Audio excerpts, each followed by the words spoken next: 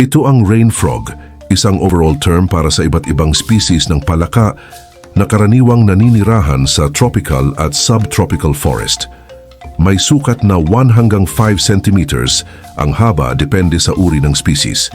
May bilog o matambok na hugis ng katawan at may magaspang at makinis na balat.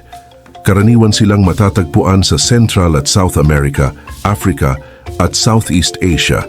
Paborito nilang tumambay sa mga ilalim ng dahon at aktibo sa gabi kapag mas basa at malamig ang panahon.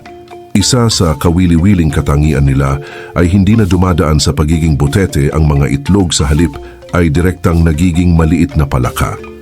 Ang ilang species ay pinapalaki ang kanilang katawan para magmukhang mas malaki kapag may banta ng predators. Ang ilan sa mga ito ay maaring maglabas ng toxin o hindi kaaya-ayang lasa para takutin ang mga umaataking hayop. Ginagamit ang kanilang malalakas at natatanging tunog upang lituhin o takutin ang mga predator.